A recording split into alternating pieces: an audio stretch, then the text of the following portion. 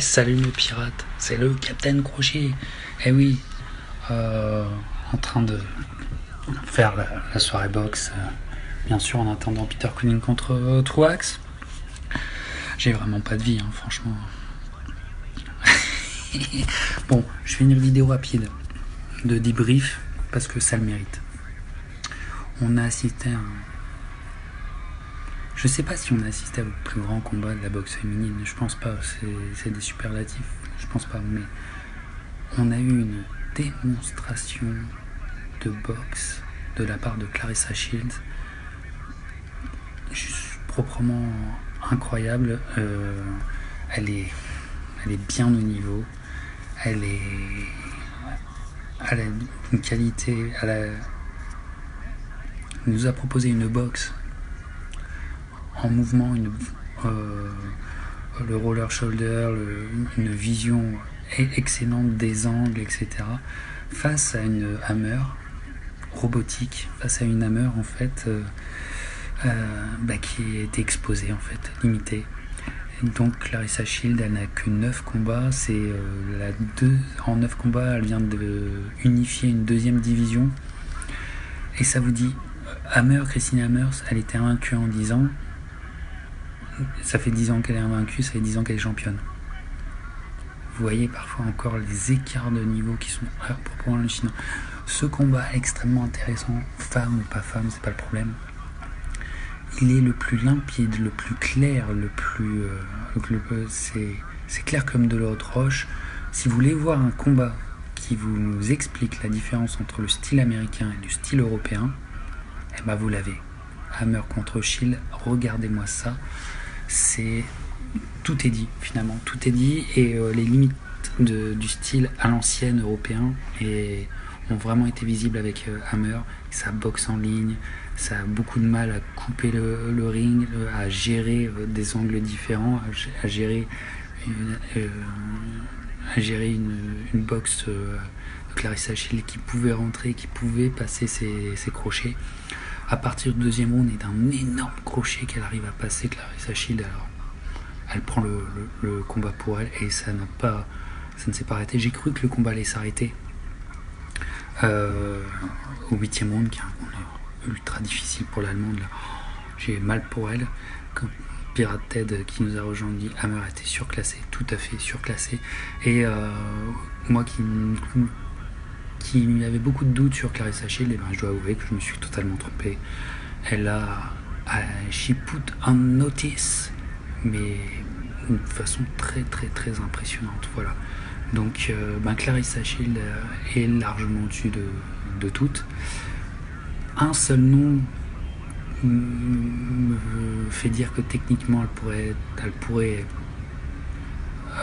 proposer quelque chose, mais pour une question de poids, une question de catégorie de poids, ce combat me paraît impossible.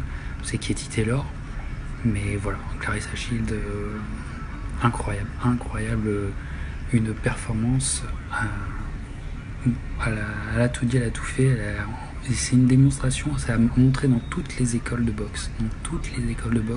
Ce qu'il faut faire, c'est juste impressionnant. Elle a rendu une championne, ça fait 10 ans qu'elle est championne, elle l'a rendue. Elle l'a, on pourrait dire humiliée, humiliée techniquement. Et ça, c'est quand même, quel que soit le sport, quel que soit le genre, mec ou femme, ça arrive pas souvent qu'on voit de telles humiliations. Voilà. Énorme, et donc ça a mérité quand même qu'on je fasse un débrief. Faut pas être sectaire, j'ai adoré ce combat. Aussi intéressant de noter comment aussi une femme arbitre gère un combat de femmes. Vous avez vu, c'est pas du tout le même arbitrage qu'on a l'habitude de voir. Elle a vraiment empêché les clinches, mais vraiment, elle était vraiment sur le coup à chaque fois. C'est une façon d'arbitrer. Je trouve pour le combat, ça a carrément avantagé Claressa Shields, carrément. Mais bon, c'est intéressant aussi à noter. En tout cas, soirée réussie. C'était un pari énorme.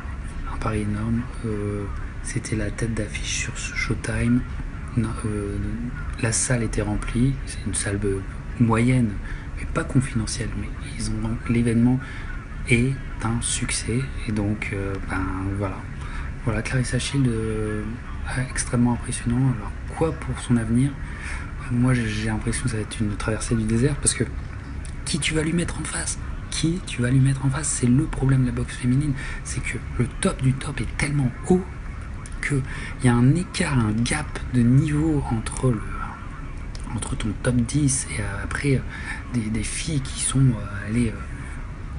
qui sont bien classées, quoi, qui sont 25e mondial et tout.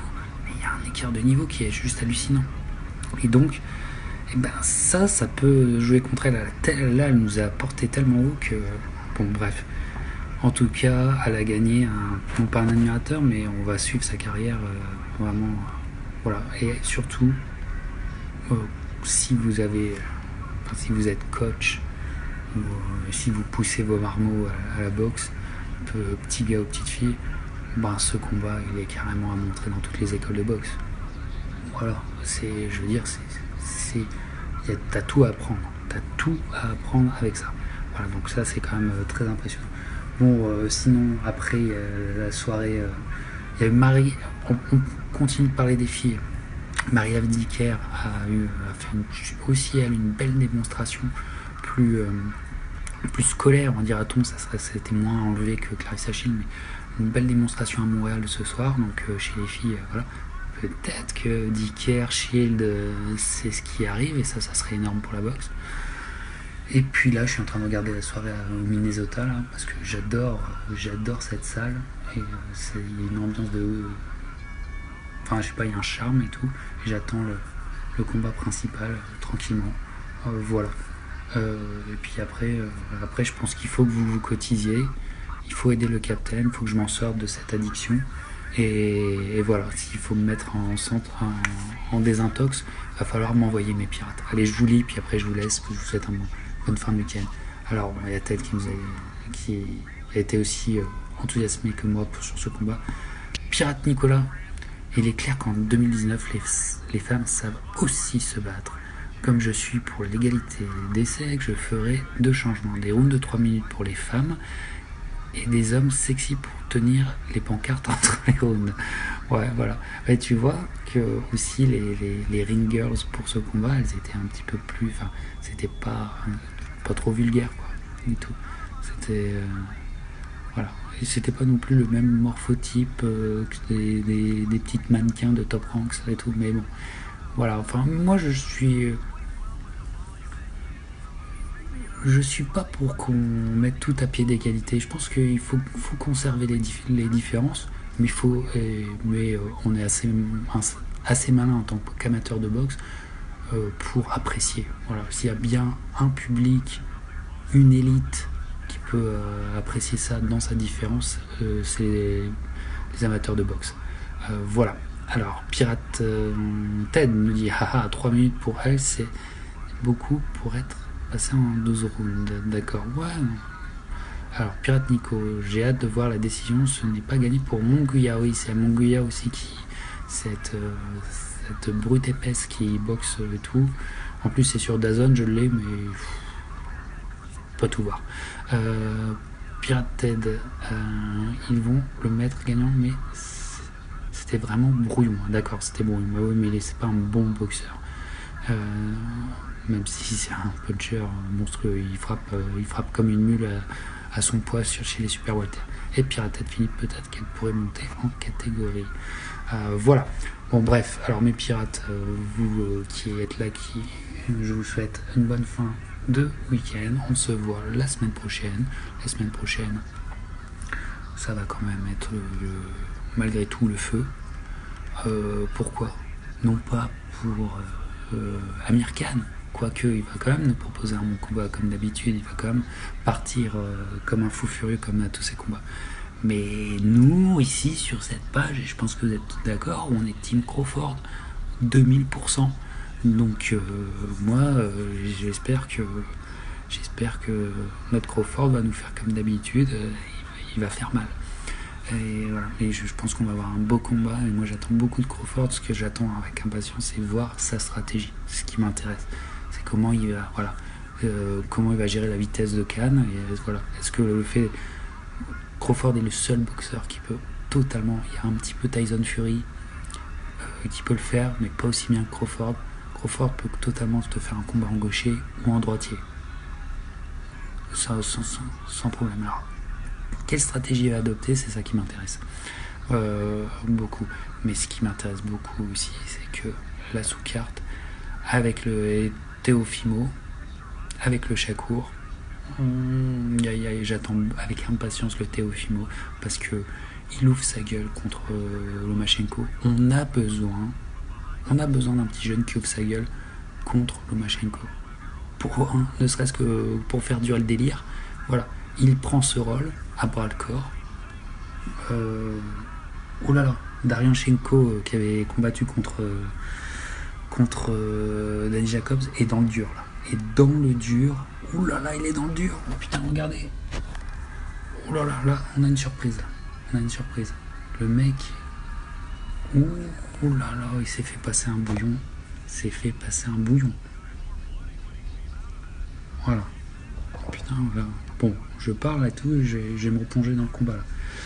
Bref, Teofimo, oui, il est arrogant, oui, enfin, il en fait un peu trop, oui, tout ça, mais il en faut un comme ça qui se sacrifie pour aller chercher Loma et qui lui fasse un peu de trash talking et tout ça. C'est très très bien. Et en fait, je pense que la sous-carte va être superbe pour cette soirée, donc à pas manquer.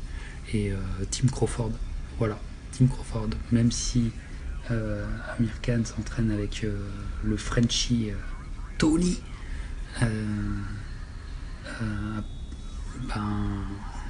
nous on est Team Crawford à 1000%. Voilà mes pirates, allez. Il se passe des bonnes choses du côté du Minnesota. Je vous laisse et puis on se voit la semaine prochaine. Ciao.